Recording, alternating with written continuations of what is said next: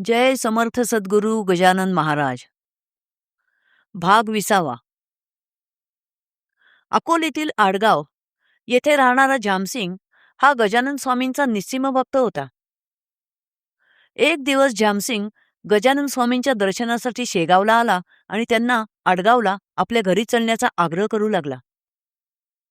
पण गजानन स्वामी त्याला म्हणाले, मी आडगावला तुझ्या घरी आत्ता न येता रामनवमी झाल्यानंतर येईन. आत्ता मला आग्रह करू नकोस. तेव्हा जामसिंग त्यांची आज्ञा मानून आडगावला परत गेला. रामनवमी उत्सवासाठी जामसिंग परत शेगावला आला. उत्सव संपल्यानंतर हनुमान जयंतीसाठी जामसिंग गजानन स्वामी व त्यांच्या शिष्यांना घेऊन आडगावला आला. गजानन स्वामी आडगावात असताना अनेक चमत्कार झाले. एक दिवस रानात दुपारी 2च्या प्रहराला गजानन स्वामींनी भास्करला फुफाट्यात लोळवला आणि त्याच्या छातीवर बसून ताडण केले. लोक लांबून बघत होते, पण घाबरून कोणी जवळ जाईना. तेव्हा बाळाभाऊने हात जोडून विनवणी केली की सद्गुरुनाथा, भास्करवर दया करा आणि त्याला सोडा. तो उन्हाने बेजार झाला आहे.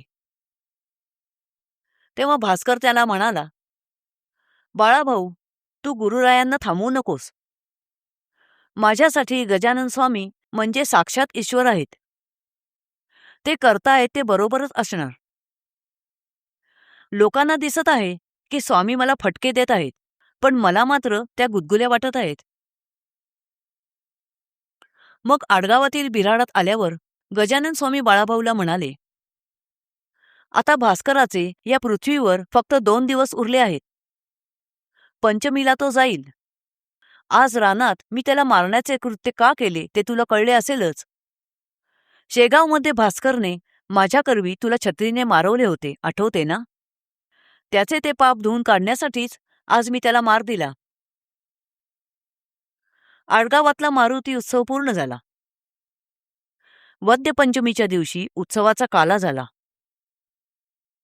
दुपारी 1च्या प्रहराला गजानन स्वामी भास्करला म्हणाले, भास्करा, आज तुझ्या प्रयाणाचा दिवस आहे.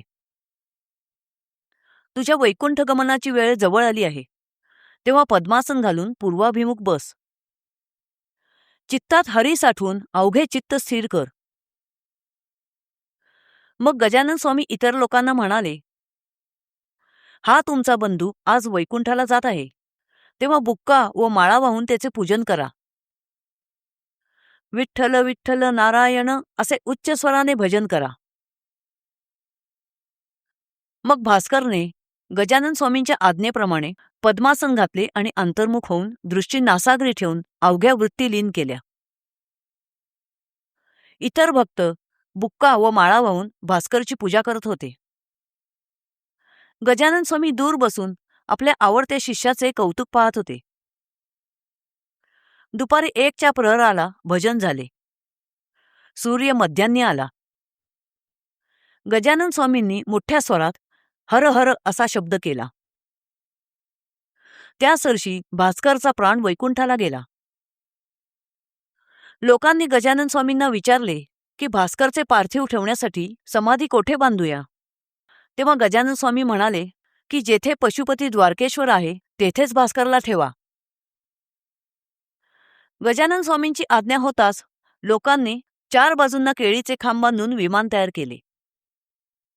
त्यात भास्करचे कलेवर ठेवले आणि भजनाच्या गजरात ते द्वारकेश्वराजवळ आणले. तेथे समाधीचा विधी केला. अशा तऱ्हेने गजानन महाराजांचा परमभक्त गेला. दुसऱ्या दिवसापासून द्वारकेश्वरात भास्करच्या समाधीजवळ गोरगरिबांसाठी अन्नदान होऊ लागले. आडगावपासून 1 मैलावर असलेले द्वारकेश्वराचे ते स्थान फार रमणीय होते.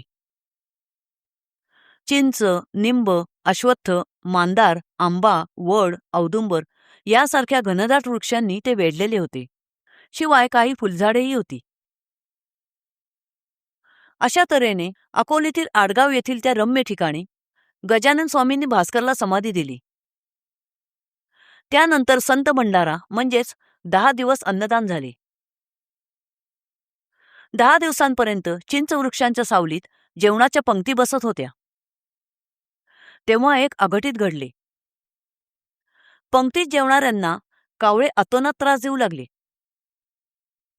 ते सतत कावकाव करीत, जेवणाऱ्यांच्या अंगावर मलोत्सर्ग करीत. कावळ्यांच्या त्रासाला वैतागून लोक त्यांना हाकलवू लागले. भिल्लांनी कावळ्यांना मारायला तिरकमटे तयार केले.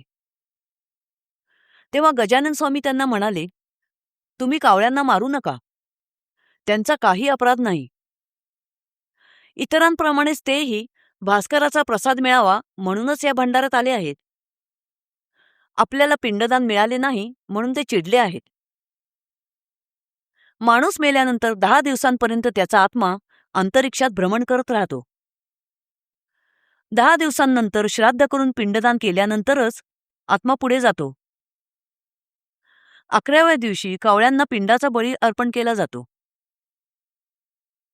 कावळा जेव्हा ते पिंडाला स्पर्श करेल तेव्हाच मृत व्यक्तीचा प्राण पुढे जातो. भास्कर वैकुंठात गेल्यामुळे त्याचा आत्मा अंतरिक्षात घोटाळत न राहता मुक्त झाला आहे. त्यामुळे कावळ्यांना पिंडदान करण्याचे कारणच उरले नाही म्हणून ते रागावले आहेत आणि भास्कराच्या भंडाऱ्याचा प्रसाद मागत आहेत. तेव्हा तुम्ही त्यांना मारू नका. मग गजानन स्वामी कावळ्यांना म्हणाले, हे जीवांनो, आज प्रसाद खाऊन तुम्ही सगळे तृप्त व्हा. मात्र उद्यापासून येथे येऊ नका, नाहीतर माझ्या भास्कराला कमीपणा येईल. गजानन स्वामींचा तर्क भाविकांना पटला. पण काही कुत्सित वृत्तीचे लोक म्हणाले, पक्षी का कुठे माणसांच्या आज्ञेत वागतात? वेडे काहीही बोलतात आणि भाविकांना नादी लावतात. आपल्या संतत्वाचे स्तोम माजवतात. आपण उद्या मुद्दाम येऊया आणि पक्षी आज्ञा पाळतात का त्याची प्रचिती बघूया. दुसऱ्या दिवशी ते कुत्सित भंडाऱ्याच्या जागी पाहायला आले. तेव्हा तेथे एकही कावळा दृष्टीस पडला नाही. ते पाहून ते चकित झाले. मग मात्र ते गजानन स्वामींना शरण आले. पुढची 12 वर्षे तेथे कावळे आले नाहीत. जय समर्थ सद्गुरू गजानन महाराज.